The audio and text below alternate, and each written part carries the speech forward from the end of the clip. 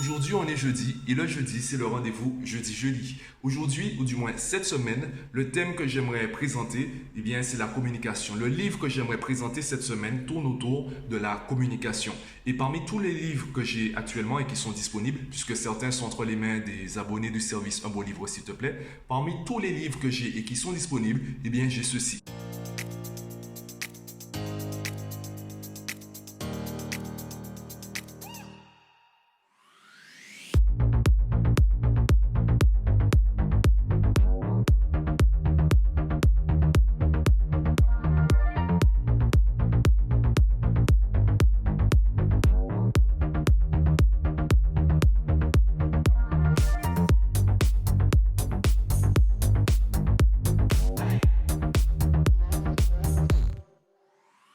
Avant de te présenter le livre, j'ai deux informations à te partager aujourd'hui. La première information, hier, c'était le jour numéro 3 de mon stage du mois d'août. J'ai mis un certain coup de pression à mes élèves parce que la plupart, ils sont tous venus sans avoir bossé à la maison. Ce qui est normal parce que ce que je travaille avec eux, c'est assez nouveau pour eux. Donc c'est normal qu'ils aient besoin, qu'ils aient un temps d'adaptation, un temps d'apprentissage, on va dire assez long, sachant que le stage, il est sur 2 semaines. Et dès le premier jour, je leur ai dit de faire un planning, certains l'ont fait, sauf que ils n'ont pas commencé à l'appliquer, n'ont pas commencé à le respecter. Et justement, ça rejoint un message que j'ai reçu d'une mère, une mère qui me demandait des garanties de résultats. Elle me disait aussi qu'elle a dépensé déjà beaucoup d'argent concernant sa fille. Et je ne lui ai pas encore répondu à ce niveau. Et justement, moi, ce genre de message, ça me gêne. Tu as déjà dépensé beaucoup d'argent pour ton enfant et tu n'as pas les résultats. Les résultats ne sont pas à la hauteur de tes espérances. Et tu penses qu'en fait, le problème, ce sont les profs. Alors que justement, et c'est là où je vais mettre l'accent avec mes élèves, le problème, c'est la vie à la maison. Je ne parle même pas du travail à la maison. Je parle de la vie à la maison. Le problème, c'est que nous, en tant qu'adultes, on est habitué à s'organiser dans le temps. On est habitué à avoir une semaine dans notre tête, ce qui est faux parce qu'on oublie des rendez-vous. Il y a plein de choses qu'on oublie de faire, on procrastine, etc. Tout ce que je dis à travers mes vidéos et mes podcasts, si tu m'écoutes, tu te rends compte que c'est aussi valable pour les enfants que pour toi. Donc que tu sois étudiant ou même salarié ou même chef d'entreprise, la productivité concerne tout le monde. La méthodologie, la gestion des activités dans le temps, la gestion du stress, ça concerne tout le monde. Donc si les parents ont déjà des failles à ce niveau-là, les enfants auront les mêmes failles, voire pire. Puisque un enfant, c'est limite s'il ne vit pas au jour le jour. Il va retenir certaines informations, par contre il aura du mal à s'organiser sur la semaine, sauf s'il a un planning écrit. Et c'est exactement ce que je veux travailler avec eux. Je veux qu'ils aient une organisation écrite sur la semaine, qu'ils puissent dire ce jour-là à cette heure-là je me repose, ce jour-là à cette heure-là je fais des maths, ce jour-là à cette heure-là je fais du français pendant 10 minutes, 20 minutes, 30 minutes, 45 minutes, peu importe. Le premier objectif, c'est déjà qu'ils fassent le planning et après on verra comment l'améliorer. Certains font un planning, du moins un début de planning. Ce n'est pas encore parfait, ce n'est pas aussi pointu que l'emploi du temps à l'école. Et le deuxième problème, c'est qu'ils n'ont pas respecté le planning. Donc, il manque cette discipline. L'exemple que j'aime prendre, c'est une balance entre le temps de travail et le temps de repos. Si tu finis pas le travail durant le temps de travail, tu seras obligé de prendre du temps dans le repos. Donc, si tu veux avoir le temps de te reposer, tu dois finir le travail dans le temps de travail. Et pour cela, tu dois déjà définir le temps de travail. Encore une fois, tu ne peux pas améliorer quelque chose que tu ne maîtrises pas. Et c'est vraiment ça que je veux travailler avec eux. Je veux qu'ils travaillent à la maison. Donc, cette mère qui me demande déjà des garanties de résultats, c'est plutôt à moi de demander des garanties. Qu'est-ce qui m'assure que vous allez écouter ce que je vais dire? Qu'est-ce qui m'assure que votre enfant va écouter ce que je dis? Je ne dis pas, je ne suis pas là pour faire les gens culpabiliser. Je ne suis pas là pour mettre la faute ou dire que c'est la faute des parents. Non. Par contre, je vais montrer quelles sont les responsabilités de chacun et surtout qu'est-ce qui est possible pour chacun. Pour cette mère, ce qui est possible, c'est de revoir les habitudes à la maison, de revoir l'organisation familiale, revoir l'organisation de la maison pour que sa fille, même si ça prend du temps, que sa fille progresse tout le temps. Même si tu progresses de 1% par jour, tu progresses. Et 1% par jour, c'est mieux que de progresser de 30% une fois par mois. Parce qu'avec l'effet cumulé, tu vas progresser de plus en plus vite. Donc même si tu commences avec 1% par jour, très rapidement, tu vas te rendre compte que tu pourras passer à 2%, puis à 3%. L'exemple que j'adore prendre, c'est YouTube. La plupart des élèves n'utilisent pas YouTube pour regarder des cours. Ils utilisent YouTube pour toute autre chose. Et je leur dis, mais pourquoi tu veux que je t'explique le cours? C'est ce que j'ai dit à mes élèves. Vous voulez que je vous explique les mathématiques alors que vous avez des outils. Vous avez YouTube sur votre téléphone, sur votre tablette, sur votre ordinateur portable, même sur votre télé. Il y a des cours, il y a des dizaines, des centaines de professeurs différents qui ont mis les mêmes cours, des cours sur les mêmes chapitres, sur les mêmes matières. Et vous voulez que ce soit moi qui vous explique les choses? Allez déjà sur YouTube. Et si vous ne comprenez pas sur YouTube, là, vous me poserez des questions et là, je vous expliquerai les choses. Mais déjà, vous n'avez pas fait ce travail-là et en plus, vous n'avez pas de questions à me poser, donc c'est à moi de faire le boulot. C'est pas comme ça que ça fonctionne parce que là, vous allez dépendre de moi et moi, c'est pas ça que je veux. Je veux que mes élèves, en gros, ils soient là le moins longtemps possible. Je veux qu'au bout, le mieux pour moi, c'est qu'au bout de mois, un élève dise j'ai plus besoin de Mathieu. Un élève qui me dit ça, un parent qui me dit ça, je suis content. Quelqu'un qui me dit c'est bon, on va arrêter de vous payer parce que je pense qu'on a le niveau, on peut gérer seul. Ça, je préfère entendre ça plutôt que quelqu'un me dise on va faire appel à vous pendant 10 ans parce que je pense que ouais, sans vous, sur les 10 prochaines années, on va pas s'en sortir. Non, ça me fait peur. Parce que ça me coince, ça m'emprisonne en fait dans un travail. Si demain je veux arrêter, je veux avoir la liberté d'arrêter. Si je veux changer de pays, je veux avoir cette liberté. Et pour avoir cette liberté, je dois m'assurer que les parents que je rencontre, les élèves que je rencontre soient autonomes le plus rapidement possible. Et ça commence avec les parents, ça commence avec les habitudes à la maison. Bon, ça c'était la première information que je voulais te partager. La deuxième information que je veux te partager, c'est concernant les vlogs. Quand j'ai commencé à en faire, en fait, ce qui me gênait, avant que j'en fasse, ce serait mieux que je commence par là. Ce qui me gênait lorsque je pensais aux vlogs, c'est que je me disais, ceux qui font des vlogs, les vidéos que je voyais sur YouTube, c'était des personnes en fait qui avaient une vie passionnante, des personnes qui voyageaient énormément ou des personnes qui faisaient des plans fixes comme je suis en train de faire dans mon bureau. Donc des personnes en fait qui se montraient tout le temps dans la même pièce et qui parlaient de leur vie ou parlaient de certaines thématiques. Et ça me gênait parce que je me disais mais pourquoi les gens vont m'écouter? C'est pour ça que je fais des podcasts parce que finalement quand moi je regarde une vidéo en plan fixe comme cette vidéo, eh bien je préfère encore écouter plutôt que de regarder. Puisque là il n'y a pas, par exemple en ce moment il n'y a pas beaucoup d'animation visuelle sur cette vidéo.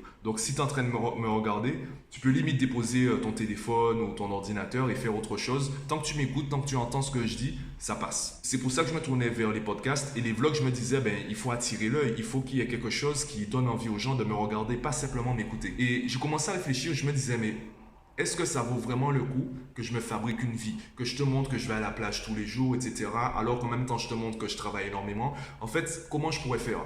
Donc là, bon, j'ai fait le choix de montrer énormément de plans dans mon bureau. J'essaie de faire des montages, des transitions, par exemple, comme pour ce podcast et ce vlog.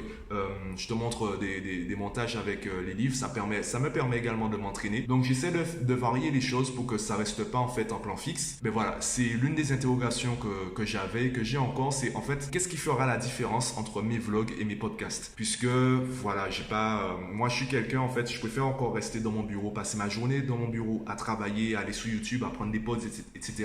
plutôt que bouger dans tous les sens, faire le tour de la Guadeloupe tous les 2 jours. C'est pas vraiment mon délire. Donc je voulais juste partager cette info. Tu en fais ce que tu veux. Bon, comme tu l'as vu, aujourd'hui, ou du moins cette semaine, le livre que j'aimerais présenter s'intitule L'importance de la parole juste, avec pour sous-titre Pratiquer la communication non violente. Et ce que je trouve intéressant avec ce livre, c'est qu'il répond à cette question. Qu'est-ce qui ne va pas dans notre communication? Évidemment, dans ce livre, on présente énormément de solutions. Je pense toutefois que identifier le problème, bien identifier le problème et bien le comprendre permet de mieux assimiler, de mieux comprendre l'intérêt des solutions et de leur mise en application. À travers ce livre, je me suis rendu compte de toutes les failles de ma communication, de la communication autour de nous. Ce que j'aime bien avec la communication, c'est que ça touche en fait tout le monde. Que ce soit en fait en termes d'amitié, relations intimes, la parentalité, la communication est la même à chaque fois. Elle repose sur les mêmes leviers. Et par exemple, les relations, eh bien, les relations intimes, ce sont des relations humaines. L'amitié est une forme de relation humaine. Tes collègues, en fait, l'interaction que tu as avec eux, ce sont des relations humaines. Et ça obéit aux mêmes règles. Évidemment, il y a des adaptations, il y a des détails qui vont changer. Et fondamentalement, ça repose sur la même base. Et cette base, justement, eh bien, on la retrouve dans ce livre.